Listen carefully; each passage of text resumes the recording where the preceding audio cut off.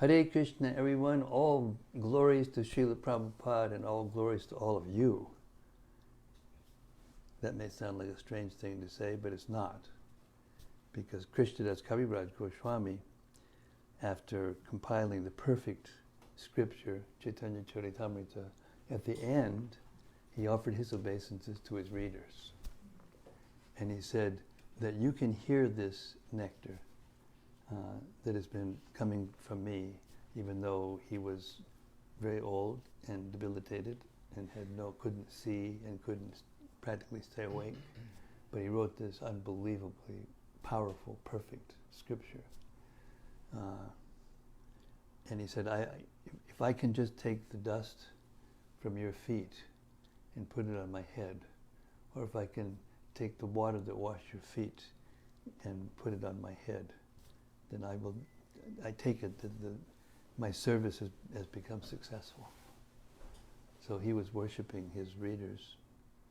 And I also want to offer my deep respects to everyone who is acquiring a taste for hearing the Srimad-Bhagavatam, which is very special.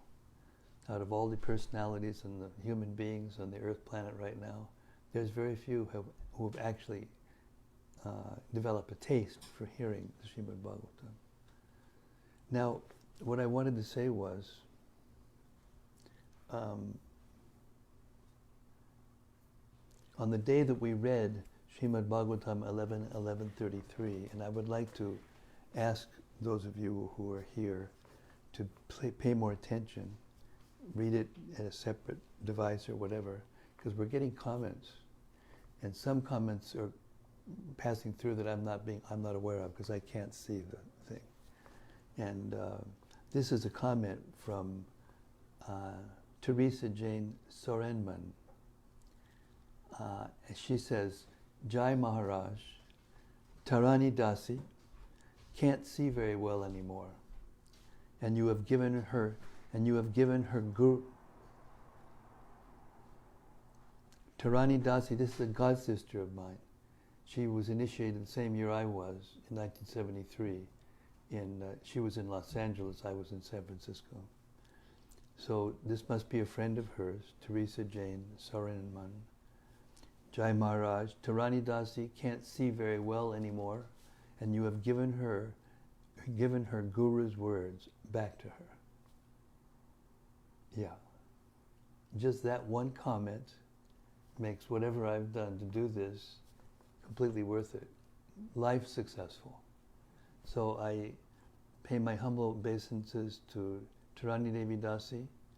She's probably in Los Angeles. She was then. I don't know where she is now.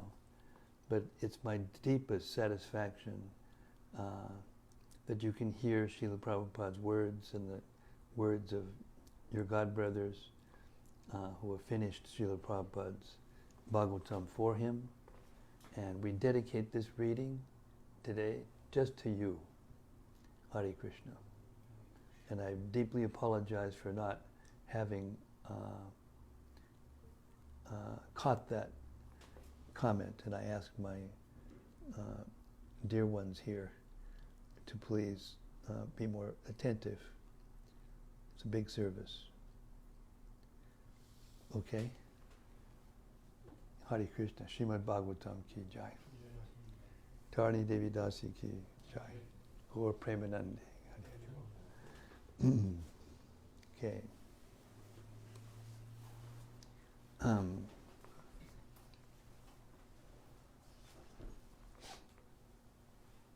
Srimad-Bhagavata Mahima Stotram, compiled by Srila Sanatana Goswami, is the glories of the Srimad-Bhagavatam. And it goes like this. Sarva Shastabdi Piyusha, Sarva Vedaika Satpala, Sarva Siddhanta Ratnaja, Sarva Lokaika Drikprada. O nectar from the ocean of all scriptures, singular fruit of all the Vedas, rich mine of the precious gems of all conclusive truths, you are the only giver of sight to all the worlds. Sarva Bhagavata Prana, Srimad-Bhagavata Prabho Kalidwandoditaditya Sri Krishna Parivartita. O life, heir of all the Supreme Lord's devotees, O Master, Srimad-Bhagavatam, you are the sun risen in the darkness of Kali. You are the exact image of Sri Krishna. Paramananda Pataya Prema Varshakshadayate Sarvada Sarvasevyaya Sri Krishnaya Namostume. I bow down to you, who are supremely blissful to read. Your every syllable pours down a flood of prema. You can always be served by everyone. You are Sri Krishna himself. Madekta Bando Matsangin Madguro Man Mahadana Man Nishtadaga Madbhagya Mad Ananda Namostute. My only friend, my constant companion, my spiritual master, my great wealth, my savior, my good fortune, my source of ecstasy, I bow down to you. Asadu sadhu tadayin atini choshatakada hanamun chagadachin mam prennarit kantayospuda. O bestower of saintliness to the unsaintly, O exalter of the most fallen, please never leave me. Always appear in my heart and my voice with pure love. Om Namo Bhagavate Vasudevaya. Om Namo Bhagavate Vasudevaya. Om Namo Bhagavate Vasudevaya. So we reached the 16th chapter of the 11th canto of Srimad-Bhagavatam. And Krishna is continuing to answer Uddhava's questions. And he was delighted to hear the question from Uddhava, which is exactly the same question that Arjuna asked him before the battle of Kurukshetra, which ended up being the Bhagavad Gita. And this is the Uddhava Gita. So his question was, what are your opulences? So this chapter is practically like chapter 10 of the Bhagavad Gita. It explains what is called the vibhutis of Krishna. These are not Krishna's personal attributes, but they are his opulences. They are all a list of things that represent Krishna's power. Vibhuti means power. So you'll see by the reading what we mean. We'll begin with text 31. Chapter 16. Among the enterprising, I am fortune, and among the cheaters, I am gambling. I am the forgiveness of the tolerant, and the good qualities of those in the mode of goodness. Text 32. Of the powerful, I am bodily and mental strength, and I am the devotional activities of my devotees. My devotees worship me in 9 different forms, among which I am the original and primary Vasudeva. Purport. Generally, the Vaishnavas worship the personality of Godhead as Vasudeva, Sankarshan, Pradyumna, Aniruddha, Narayana, Hayagriva, Varaha, Nrisingha, and Brahma.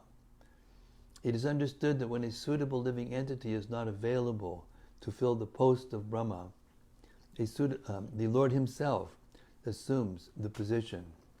Therefore, Lord Brahma is mentioned in the list. Lord Vishnu sometimes appears as Indra and sometimes as Brahma. And it is Vishnu appearing as Brahma who is indicated in this connection. Text 33. Among the Gandharvas, I am Vishwavasu, and I am Purvachiti among the heavenly Apsaras. I am the steadiness of mountains and the fragrant aroma of the earth. Purport.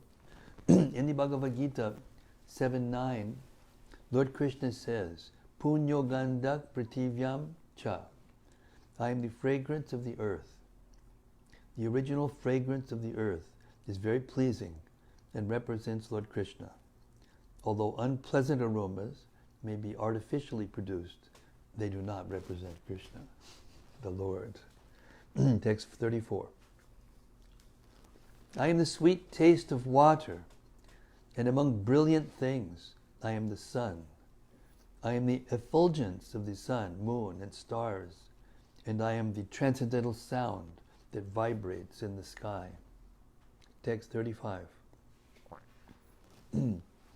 Among those dedicated to Brahminical culture, I am Bali Maharaj, the son of Virochana, and I am Arjuna among heroes.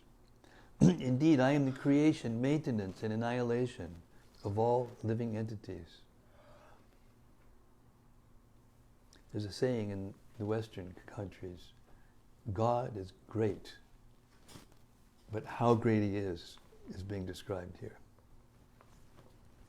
I am the functions of the 5 working senses, the legs, speech, anus, hands, and sex organs, as well as those of the 5 knowledge-acquiring senses, touch, sight, taste, hearing, and smell. I am also the potency by which each of the senses experiences its particular sense object. Text 37. I am form, taste, aroma, touch, and sound. False ego, the Mahatattva, earth, water, fire, air, and sky, the living entity, material nature, the modes of goodness, passion, and ignorance, and the transcendental Lord. All these items, along with knowledge of their individual symptoms and the steady conviction that results from this knowledge, represent me. Purport. Having given a brief but detailed synopsis of the personal opulences within this world, the Lord now briefly summarizes the opulences that expand from His bodily effulgence.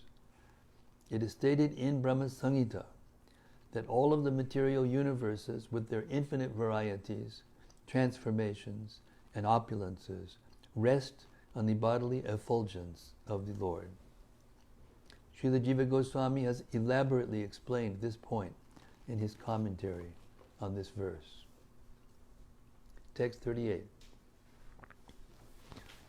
As the Supreme Lord, I am the basis of the living entity, of the modes of nature, and of the Mahatattva.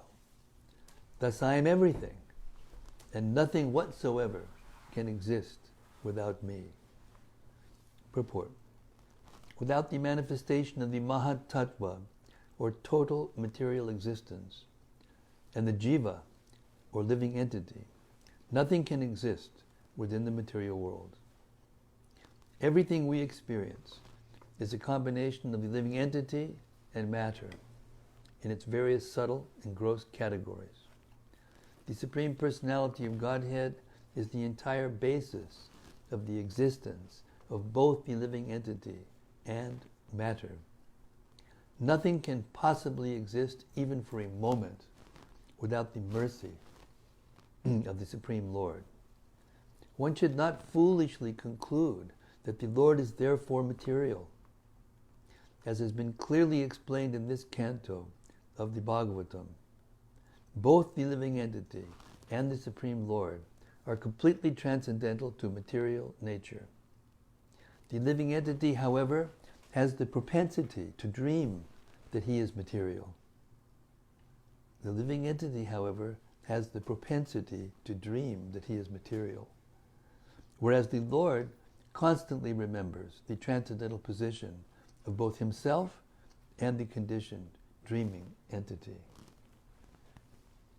As the Lord is transcendental, his abode is also far beyond the reach of the modes of nature. The actual purpose of life is to understand by mature conviction the transcendental Lord, His transcendental abode, our own transcendental position, and the process by which we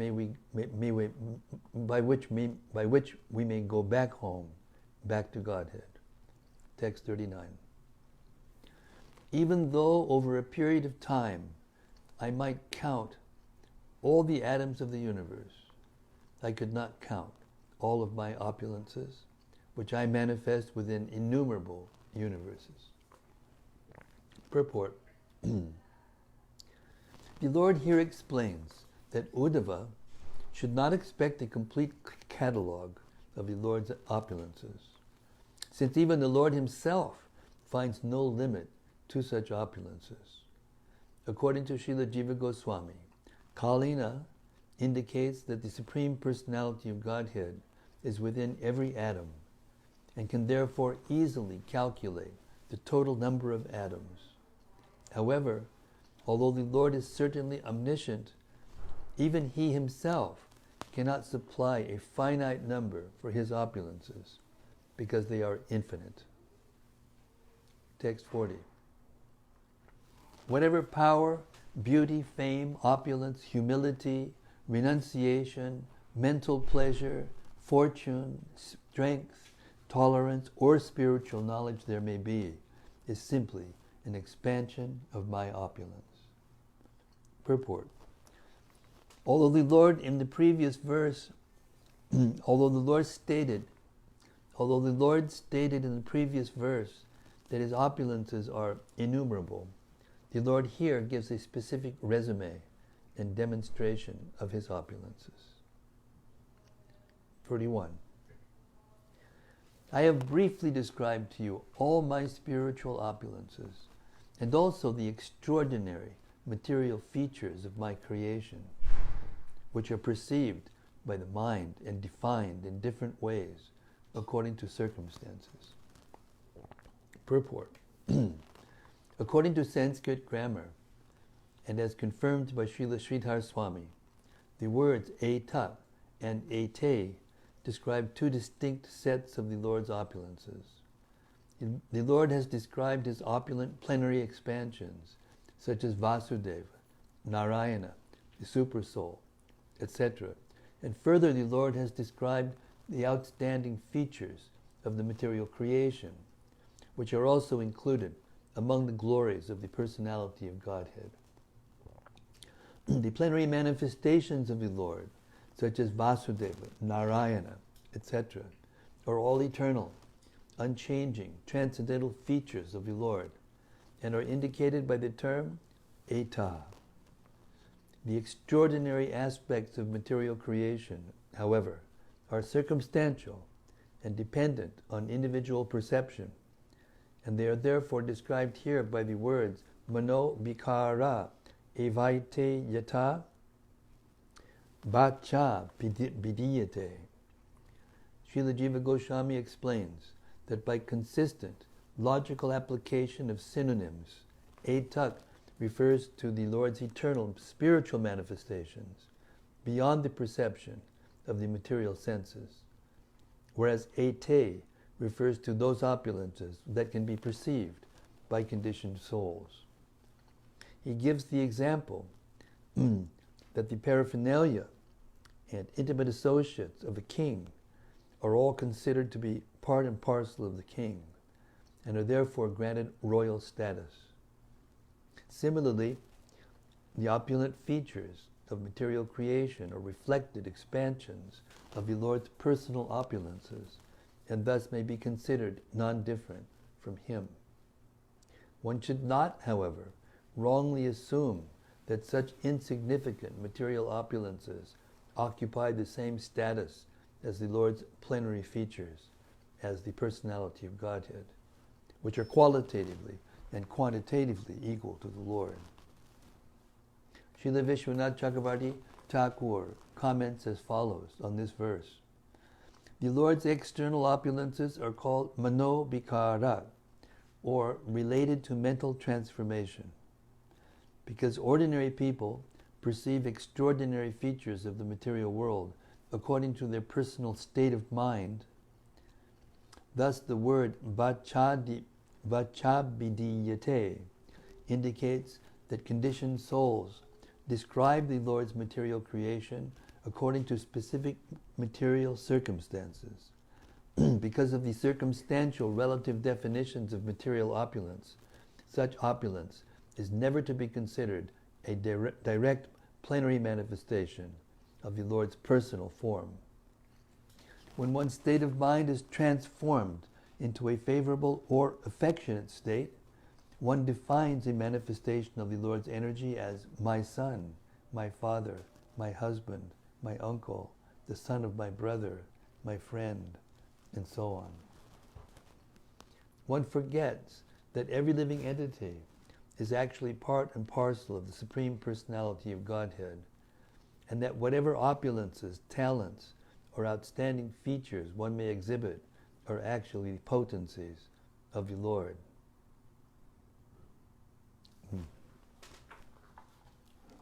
I want to read one verse in the Bhagavad Gita.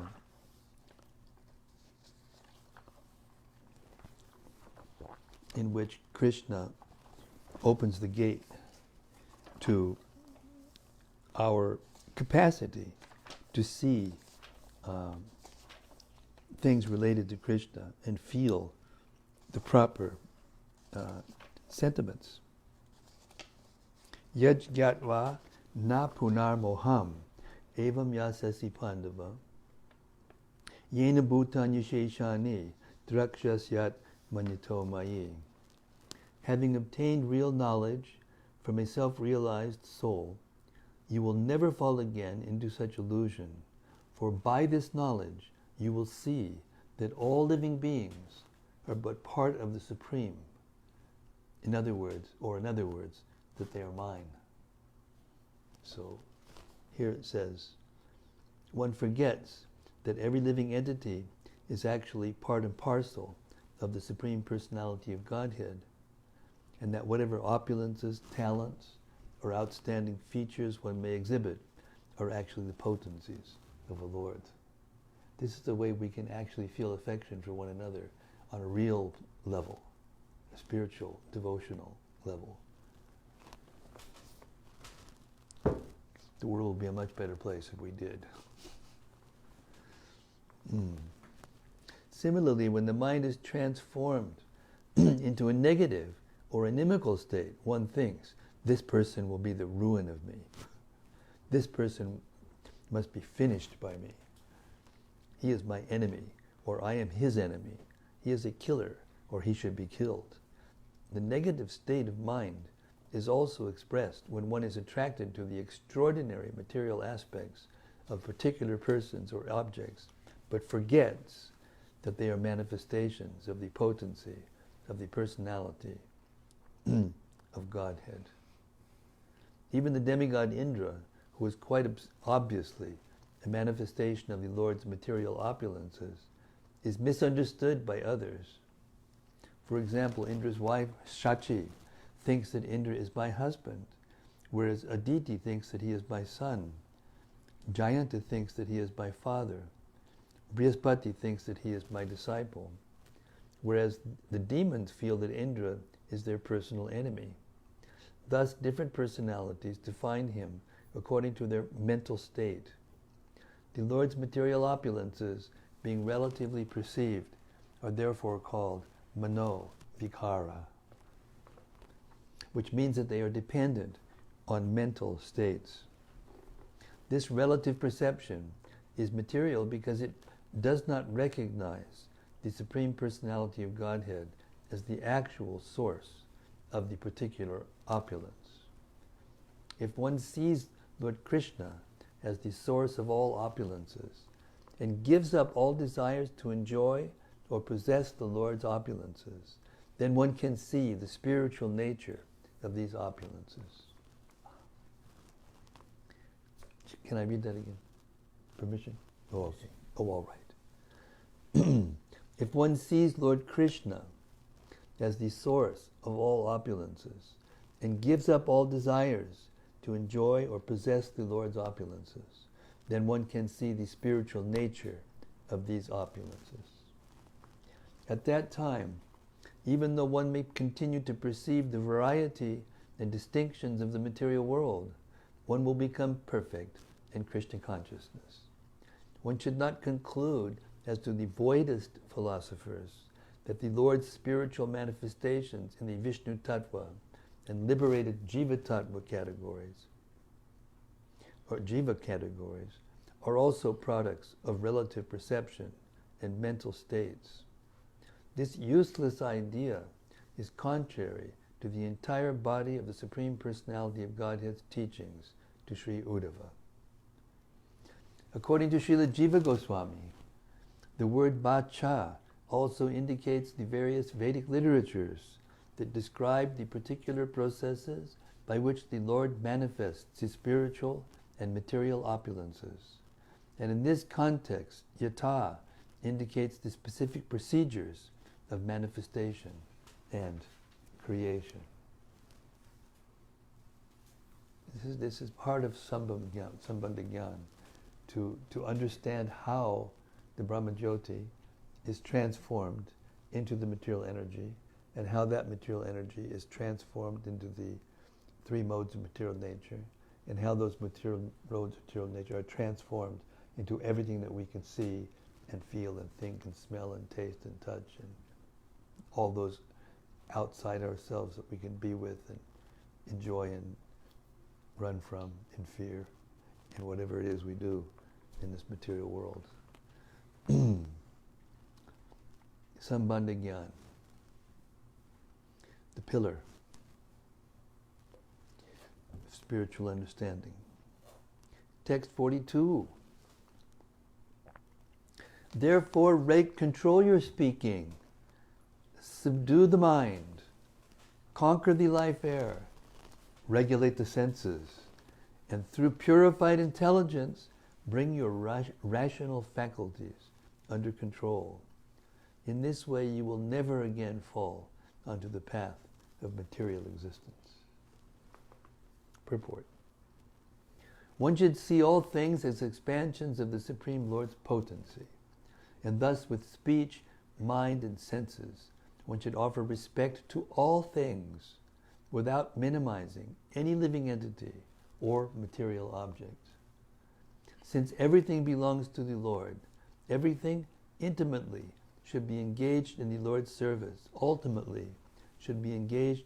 Since everything belongs to the Lord, everything ultimately should be engaged in the Lord's service with great care. A self-realized devotee tolerates personal insults and does not become envious of any living entity, nor does he see anyone as his enemy. This is practical enlightenment. Although a pure devotee may criticize those who obstruct the Lord's mission, such criticism is never personally motivated, nor is it ever based on enviousness. An advanced devotee of the Lord may chastise his followers or criticize the demoniac, but only to carry out the mission of the Supreme Lord, and never out of personal enmity or enviousness. For one who completely gives up the material concept of life, there is no possibility of entering again onto the path of birth and death. Text 43. A transcendentalist who does not completely control his words and mind by superior intelligence will find that his spiritual vows, austerities, and charity flow away, just as water flows out of an unbaked clay pot. Have you ever tried to use an unbaked clay pot? You put the water in and it just soaks and then it melts and then that's it.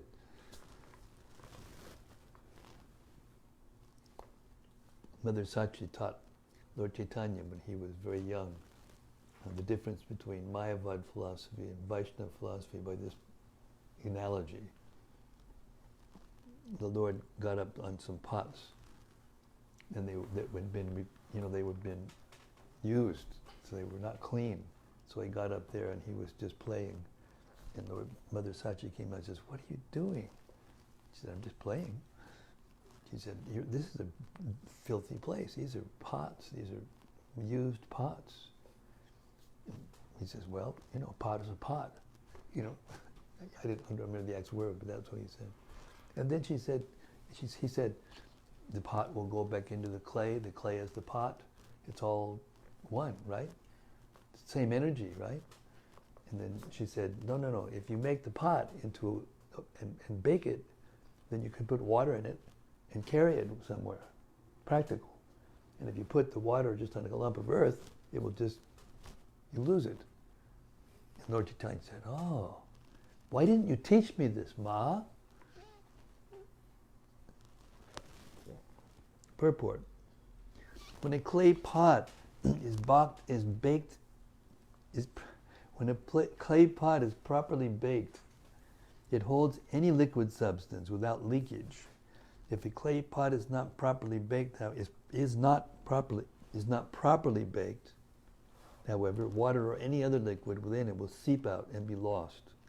Similarly, a transcendentalist who does not control his speech and mind will find that his spiritual discipline and austerity gradually seep away and are lost. Dana, or charity, refers to work performed for the welfare of others. Those who are trying to give the highest charity by preaching Krishna consciousness should not engage in speaking cleverly for the satisfaction of beautiful women, nor should they attempt to become artificially intellectual simply for the sake of mundane academic prestige. One should not even think of intimate sexual relationships, nor should one daydream of acquiring a prestigious position. Otherwise, one's determination to strictly practice Krishna consciousness will be lost, as described here. One must control the mind, senses, and speech by higher intelligence so that one's life will be successful. Text 44. Being surrendered to me, one should control the speech, mind, and life air, and then through loving devotional intelligence, through loving devotional intelligence, one will completely fulfill the mission of life. Purport. One can develop loving devotional intelligence by perfectly chanting the Brahma Gayatri mantra, awarded at the moment of Brahmana initiation. By clear intelligence, one becomes naturally and spontaneously disinterested in the rewards offered by mental speculation and fruitive activities, and takes full shelter of the Supreme Personality of Godhead. Masterful purports, masterful, beautiful chapter. Thus end the purports of the humble servants of His Divine Grace, A.C. Bhaktivedanta Swami Prabhupada, to the 11th canto, 16th chapter of Srimad-Bhagavatam, entitled The Lord's Opulence.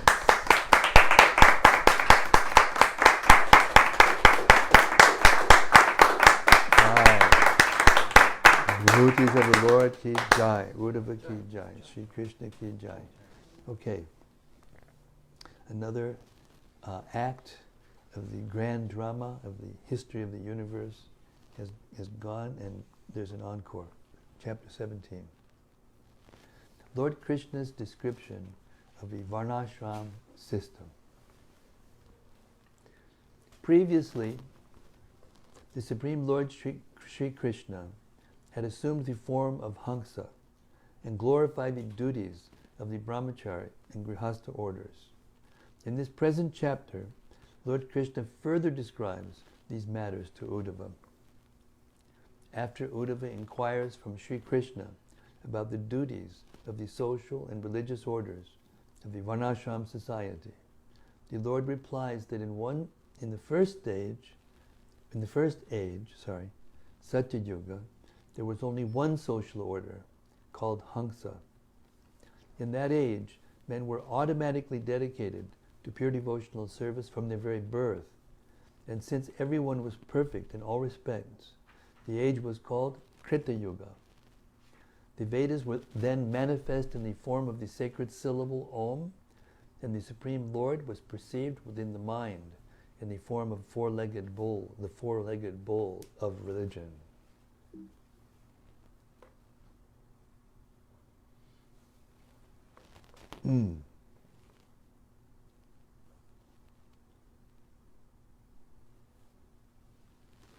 There were no formalized processes of sacrifice, and the sinless people, who were naturally inclined to austerity, simply engaged in meditation on the personal form of the Lord. In the following age, Treta Yuga, they became manifest from the heart of the Supreme Personality of Godhead, the three Vedas. And from them, there became manifest. In the following age, Treta Yuga, there became manifest from the heart of the Supreme Personality of Godhead, the three Vedas, and from them, the threefold fire sacrifice. At that time, the system of 4 varnas and 4 ashramas, which prescribes material and spiritual duties for the different members of society, appeared from the bodily limbs of the Lord. According to how these social divisions took birth from higher and lower features of the Lord's body, they became endowed with higher and lower qualities. After this description, Lord Krishna explains the natures of persons in each of the 4 varnas and of those who are outside the limits of the varnas. He also describes those qualities that pertain to humanity in general. Members of the higher orders are qualified to accept second birth. After receiving the second thread, the sacred thread initiation, they should go to live in the Gurukula, the home of the spiritual master. With the pacified mind, the student, brahmachari, should absorb himself in study of the Vedas. He should keep matted hair and is forbidden to wash his teeth. Okay, brahmachari, don't take that seriously. You take that instruction seriously, you're out.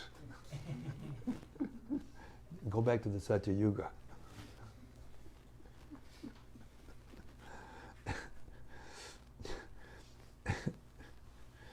Okay. With a pacified mind, the student, brahmachari, should absorb himself in study of the Vedas. That much you can do. He should keep matted hair and is forbidden to wash his teeth, prepare a nice seat for himself, talk when bathing or evacuating, cut his hair and nails, or at any time pass semen. You know why they don't wash their teeth? Because the women aren't attracted to them. Right? Right? It's helpful. He must regularly perform worship at the 3 junctures of the day and must render devotional service to his spiritual master in a spirit free from envy. The brahmachari must offer to the guru whatever food and other things he obtains by begging. He accepts for his maintenance whatever remnants of the Lord he is granted. He should render menial servants to the spiritual master by massaging his feet and worshipping him, and should avoid all sense gratification and strictly maintain the vow of celibacy. With his mind, body, and words, he should worship the Supreme Lord in the form of the Supersoul, in the way prescribed for him. For brahmacharis, seeing or touching women in conversations or sports in the company of women are absolutely disallowed. Cleanliness and ritual purification by water should be observed by members of all the spiritual orders of society. Everyone is also advised to always remember that the Supreme Personality of Godhead is the Supreme Soul dwelling within the hearts of all. After studying all the very different aspects of the Vedas, a Brahmana who has material desires may take permission from his spiritual master and enter family life. Otherwise, if he has no material desire, he may become a vanaprastha or sannyasi. The proper order of succession should be followed in changing from one spiritual order to the next. One who wishes to enter the household order should accept a wife who is of the same social class, who is not objectionable, and who is somewhat younger in age than he. The obligatory duties of the 3 classes who are twice born, the Brahmanas, Kshatriyas, and Vaishyas, are worship of the Lord, study of the Vedas, and giving charity. The occupational duties of accepting charity, teaching others, and performing sacrifice for others are the privilege of the brahmanas alone. If a brahmana considers that his consciousness is contaminated by engaging in these occupations, he may sustain his existence by collecting grains from the fields. If he is disturbed by poverty, the brahmana may out of necessity accept the business of a kshatriya or vaishya, but he should never take the occupation of a shudra. In a similar situation, a kshatriya may take the occupation of a vaishya, and a vaishya that of a shudra. But when the emergency is past, it is not fitting to continue earning one's living by a lower occupation. A brahmana who is properly fixed in his personal duty rejects all insignificant material desires, always serves the Vaishnavas, and is under the protection of the Supreme Personality of Godhead. The householder should study the Vedas every day and maintain his wards with money honestly earned by his own occupation. As far as possible, he should execute worship of the Lord by ritual sacrifices. Remaining unattached to material life and fixed in devotion to the Supreme Lord, the householder may finally take the order of vanaprastha so that he can fully involve himself in the Lord's worship. If he is a grown son, he may directly take the renounced order of sannyas. But persons who are excessively lusty after women, who have no proper discrimination, and who are extremely attached to wealth and possessions, remain perpetually in anxiety over the welfare of their family members and are doomed to take their birth in a lower species of life.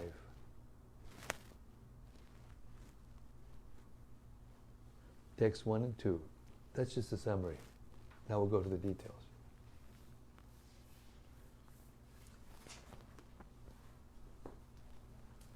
Sri Uddhava said, "My dear Lord, previously you described the principles of devotional service that are to be practiced by followers of the Varnashram system, and even ordinary, unregulated human beings. My dear lotus-eyed Lord, now please explain to me how all human beings can achieve loving service unto you by the execution of their prescribed duties." Purport. Lord Krishna has already elaborately explained the process of Jnana Yoga, Bhakti Yoga, and Ashtanga Yoga. Now Uddhava inquires how those inclined toward Karma Yoga can achieve the perfection of life, Krishna consciousness. In the Bhagavad Gita 4.13, Lord Krishna describes that he is personally the creator of the Varnashram system. Chaturvarnya mayashristam gunakarma vibhagashaha. Therefore, the ultimate goal of the Varnashram system is to please the Supreme Personality of Godhead. In other words, one should become a devotee of the Lord and learn the process of devotional service. The easiest method of achieving pure devotional service is by the association of pure devotees of the Lord. If one submissively and faithfully associates with pure devotees, one can immediately achieve the perfection of life. A Krishna-conscious person is not required to execute all the formalities of the Varnashram system, because a Krishna-conscious person, absorbed in love of Godhead, automatically gives up all sense gratification and mental speculation. Those human beings who do not follow the Varnashram system are here referred to as dvipadam, or two-legged. In other words, one who does not follow the religious path of life is known to be human only by the possession of two legs. Even ordinary animals and insects are eagerly engaged in eating, sleeping, mating, and defending. The human being, however, is distinguished from such lower forms of life by his capacity to become religious and ultimately to love God in pure Krishna consciousness. Text 3 and 4. Mm. My dear Lord, O mighty armed one, previously in your form as Lord Hamsa, you spoke to Lord Brahma those religious principles that bring supreme happiness to the practitioner.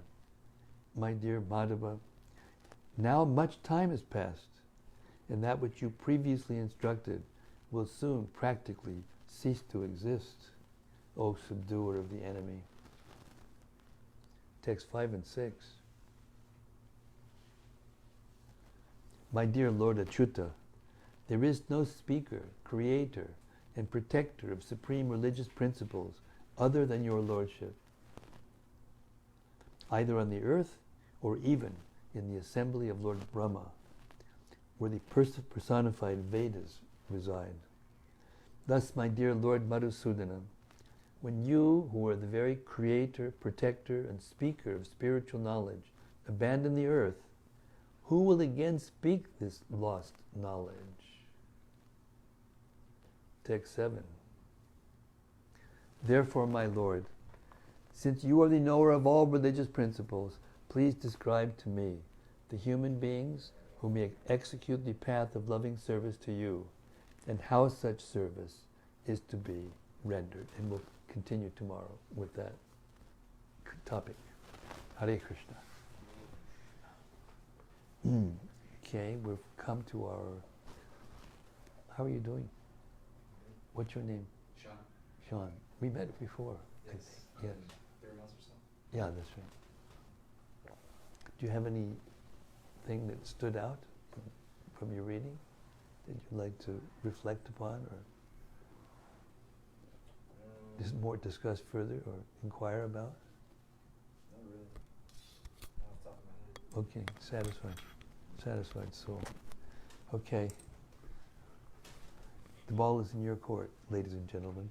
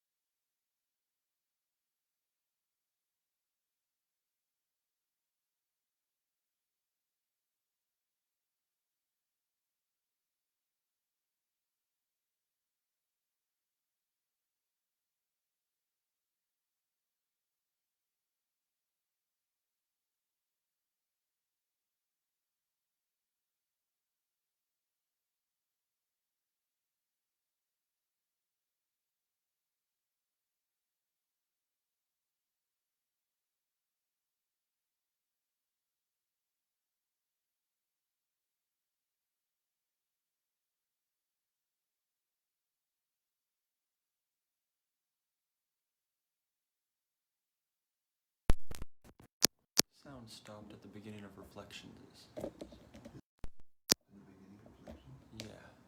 From the other microphone? From, I guess, your microphone here. My microphone? No, You rascal. it's on now. Really? Yes. See?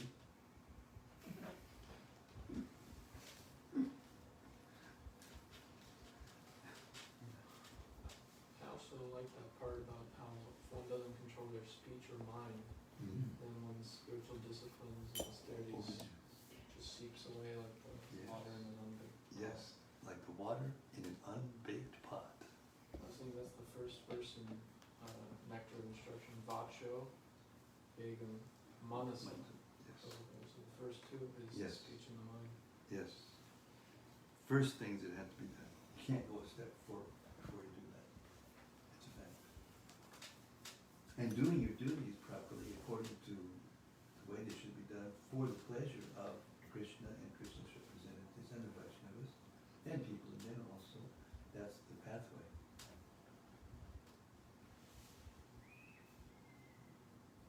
I thought it was interesting how the different duties of the, varnas were being explained by Krishna. And how, brahmanas, they have their duties and only under emergencies could they do certain things. And then if a person's a grahasta but doesn't, right, renunciate particularly, doesn't have the capacity to do that much because of their nature, then they should collect grains from the field, and that way they don't get attached. And beg and get contact.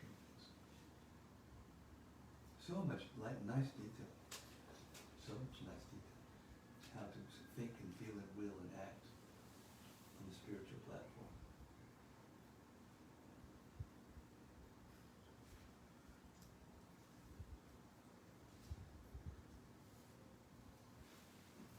Dr. Doug, take us there.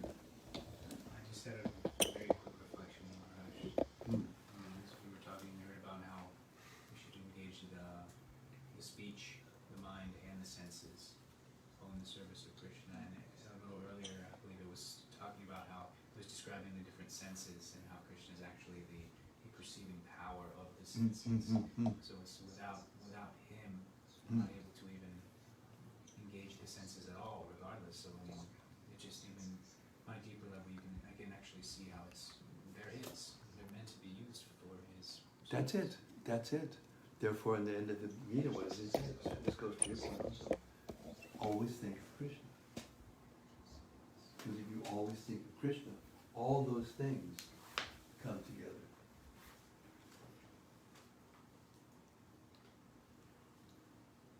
And therefore, Arjuna say, I can't do that, I can't do that, I can't do that. Krishna says, okay, just remember, okay, I can do that, you're my friend.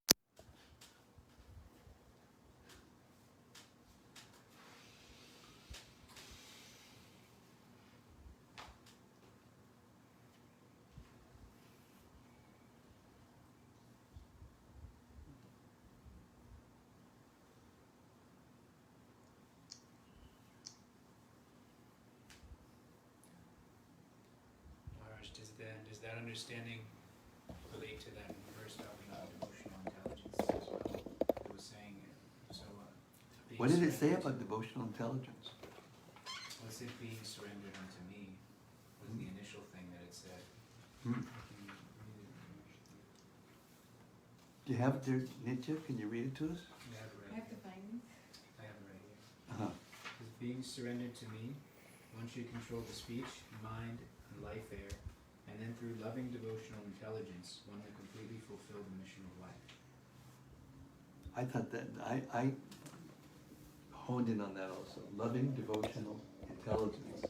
Because we hear practically every time Prabhupada says loving devotional, there's service at the end. But loving devotional intelligence. That's good. Means you have to discriminate. You tell them, what is the function of the intelligence? It's to discriminate.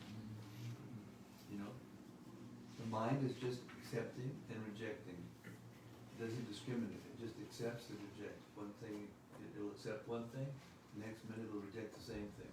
then it'll get attached to another thing, then it'll reject that thing, and that way it causes us to flicker, our senses, and it's the center of the senses. So then, but the intelligence, it gives us the ability to discriminate. Really? The mind says, go here and listen to this. Really? Do you remember the last time you did that? What happened? I don't think so. Maybe we should rethink that. That's the intelligence. So devotional, what was it? Devotional? Intelligence. Devotional, loving, devotional intelligence. Intelligence means you discriminate. Hey, remember the last time we went to, remember the last time we heard the Bhagavatam? Remember the last time we chanted on our rounds really nicely and tried to, fix our heart on Krishna, what we chanted, and tried to avoid the offenses, what happened? You became blissful. You danced like a peacock. You remember the last time you took that, tostado out of some, frozen cabinet somewhere in some so-called, vegetarian restaurant thing, and what happened,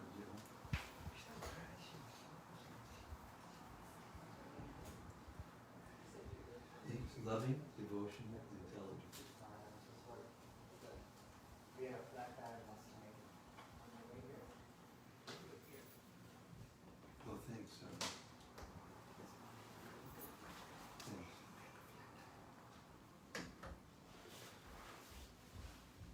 Hare Krishna, Krishna Krishna, Hare Hare, Hare Rama, Hare Rama, Rama Rama, Hare Hare. Hare Krishna, Hare Krishna, Krishna Krishna Krishna, Hare Hare. Hare Hare Rama, Hare Rama, Rama Rama, Hare Hare. I had 3 unexpected appointments today and phone calls, and I still have rounds to check. You know me, I normally don't. I normally keep it straight. But I'm going to stop early tonight with the permission of the assembled Vaishnavas and their blessings. And we did 25 pages this morning of the Gita. Now we're up already, we're past 68 pages. So we're going, looks like we'll be able to finish before we leave Gita. It's exciting. It's exciting. Anyway, thank you so much for coming here and for allowing me to sit here and be a buffoon and just talk all the time. Hare Krishna. Let me be your servant. And all of you out there in cyberspace also, please let me be your servant. And bless me so that I can maintain this taste for hearing Srila Prabhupada's books and sharing it with others. Thank you so much. Srimad-Bhagavatam ki jai. Lord Premanandi. Thank you. Hare Krishna. See you tomorrow, which is Monday, 6 o'clock, Central Time, USA. Right here in live studio to Rata Lane, which is pure devotees of the Lord. Is there a program See you tomorrow. Yes. Oh, yes, thank you. Thank you for reminding me. Thank you. It's about time. We're going to read at 5 o'clock tomorrow. Yeah, because tomorrow's tomorrow's appearance day. And we're going to have a program starting at 7, I think. So we'll make it early, plenty early. So we'll start at 5 until 6:30, and the program is 7 or 7:30. Okay, so get out your delete button and delete what I just said. It's going to be 5 o'clock tomorrow instead of 6 o'clock. Hare Krishna. See you tomorrow. Hare Bol.